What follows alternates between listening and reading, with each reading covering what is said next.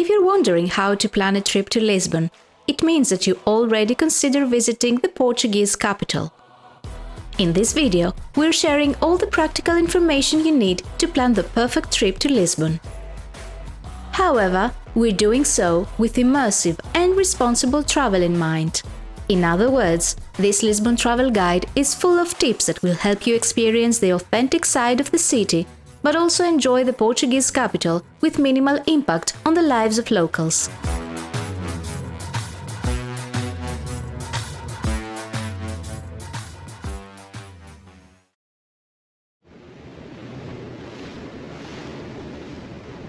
Lisbon is the westernmost capital city in Europe and the only one built on the Atlantic coast. With its mild temperatures, Lisbon is ideal to visit any time of the year.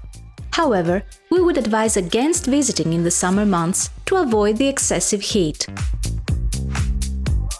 Recently, we spent almost the entire months of November and December in Lisbon, and the weather was overall great, especially compared to Porto and the rest of the country's north. There weren't many rainy days, and the temperatures were mild enough for us to enjoy the outdoors. Moreover, if you're looking for some festive cheer, you should know that Lisbon has its fair share of Christmas markets. To enjoy Lisbon to the fullest, you should spend there 4 to 5 full days. If you plan to do a couple of day trips from Lisbon, for example to Sintra or Cascais, you should add a couple more days to your plan. By the way, we have a dedicated YouTube video about how to visit Sintra from Lisbon. Make sure you watch it.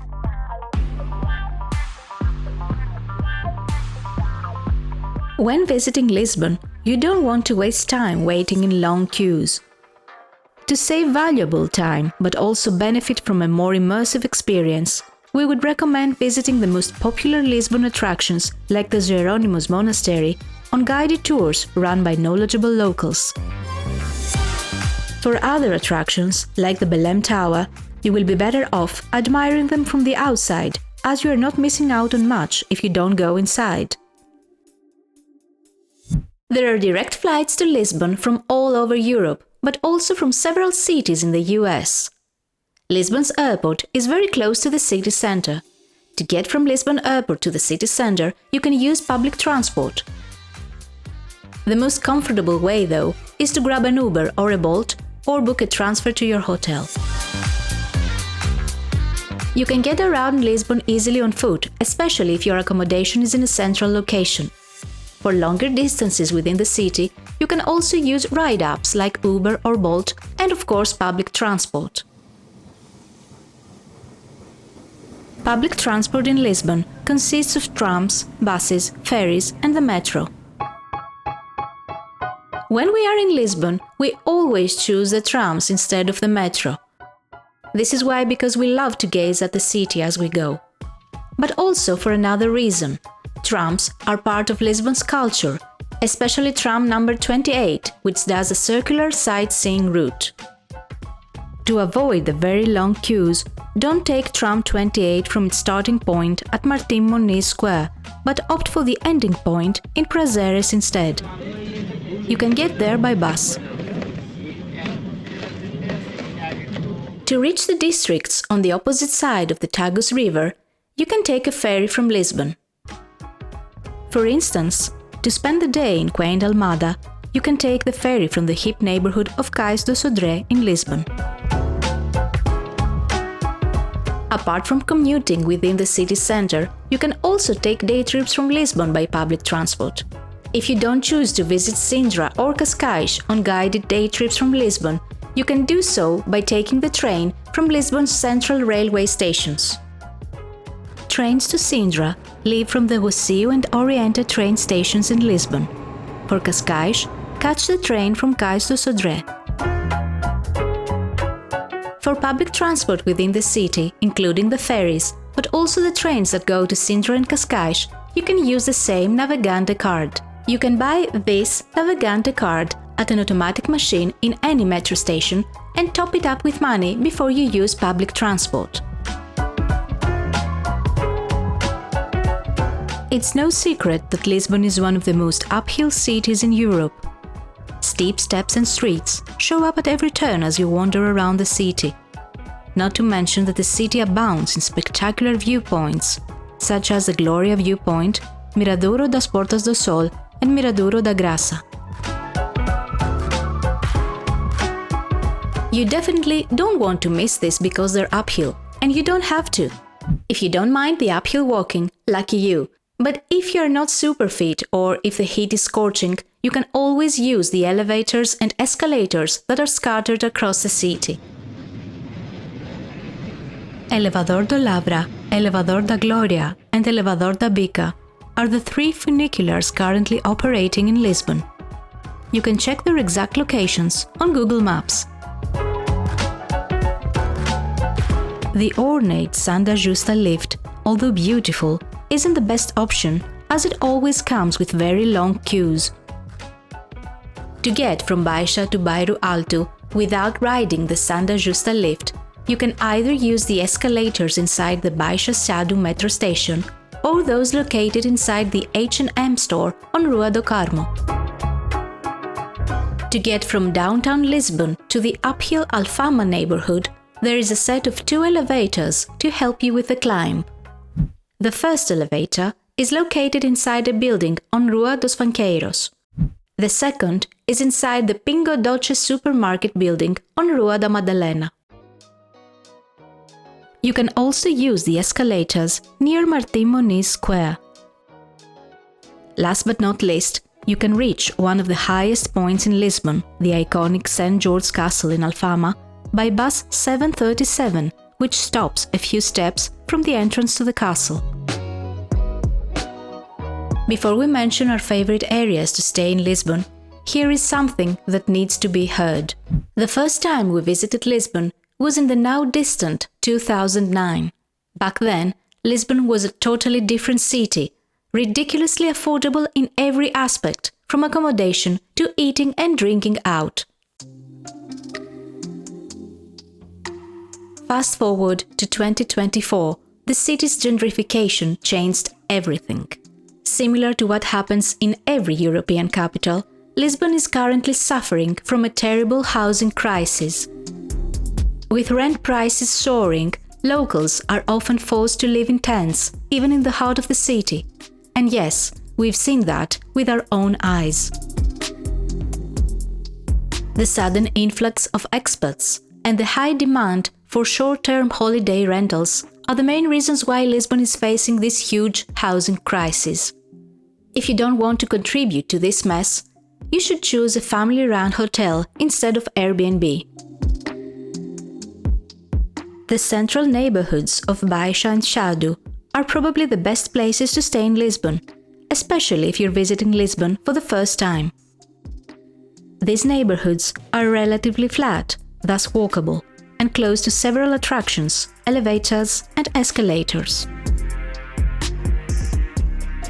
Cais do Sodré is also very central and quite scenic. However, it's not the best option if you're looking for a tranquil stay, as this is the main nightlife hub of Lisbon.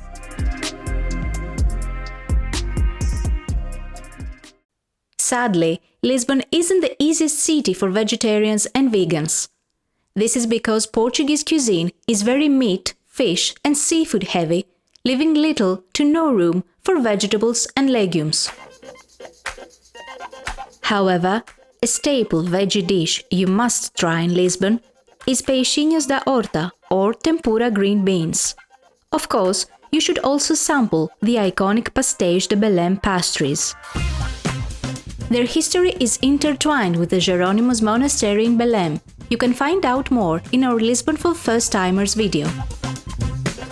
If you want to eat like a local in Lisbon, you should go to one of the several tascas that are scattered across the city. A tasca is a typical no-frills restaurant that serves hearty meals the same way it has for decades. One of the most popular dishes in Lisbon is bacalhau à brás, one of many cod-based dishes that you will find in Lisbon. If you don't eat fish, at most tascas they will happily replace the cod with a vegetable, most often leek.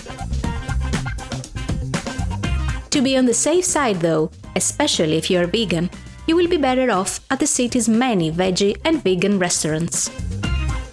If you ask us, the city's iconic kiosks are the best places to enjoy a quick meal or a lazy drink, or both. These steeped in history Art Nouveau kiosks date back to the 19th century. They are scattered across the city offering drinks and snacks, some of them even have on-site toilets. Lisbon's kiosks are our favorite places to eat delicious toasted sandwiches in the company of locals. If you're wondering what to drink in Lisbon, you should know that Portugal produces both wine and beer. Portuguese wine is exceptional, especially the wine produced in the country's north. Sagres and Superboc are Portugal's two most popular beers. They're okay, but you can find better beer if you go to a bar that serves local craft beer. If you want to experience Lisbon like a local though, your drink of choice should be no other than ginja or ginginha. Lisbon's typical spirit is a liquor made of sour cherries and spices. It is served in shot glasses, either with or without the fruit at the bottom. Sometimes it is served in chocolate cups that you can eat after you shoot the spirit. Ginja is a true taste of Lisbon, and you can sample it at hole-in-the-wall bars throughout the city. Our favorite ginja bars in Lisbon are Ginginha Semrival and Ginginha do Carmo. While in Lisbon, don't miss the chance to step inside a secret bar or two. Our top picks are Foxtrot with its 1920s ambience and the museum-like Pavilhão Chinês. One of the most immersive ways to delve into the culinary culture of Lisbon is to join our favorite food tour. Instagram has a magical way of turning unassuming spots into overcrowded tourist traps, almost always at the expense of locals. One of them is Pink Street in Lisbon. Topping many lists of the best places to visit in Lisbon, trust us when we say that it's not worth your time. Unless, of course, you're interested in experiencing the touristy side of Lisbon's nightlife. Similarly, the well-advertised Time Out Market Lisboa isn't where you should go if you're looking to mingle with locals and experience authentic moments. For the latter, have a look at our video about the best alternative things to do in Lisbon. From edible and drinkable goodies like wine, cheese or ginger, to the famous Portuguese cork products, there is a wide selection of souvenirs to buy from Lisbon. No matter what you choose to buy, try to stick to locally made products. By choosing gifts that were made in Lisbon or Portugal in general, you support the local economy and community. Among the best gift ideas are the azulejo-themed gifts you can find in Lisbon. Very often, you will see old blue and white tiles sold at flea markets or central shops. Refrain from buying those because they most probably were removed from walls with no one's consent or permission. Lisbon is one of the safest cities to visit in Europe as long as you use your common sense and avoid dark alleys at night. The currency in Portugal is the euro.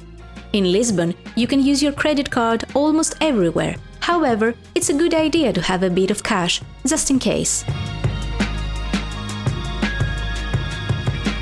The official language is Portuguese. However, people in the travel industry speak very good English. It's always a good idea to learn a few words in Portuguese for a more immersive experience. We hope that after watching this video, you are no longer wondering how to plan a trip to Lisbon. If you still have questions though, pop them in the comments below and we will do our best to help. See you next time!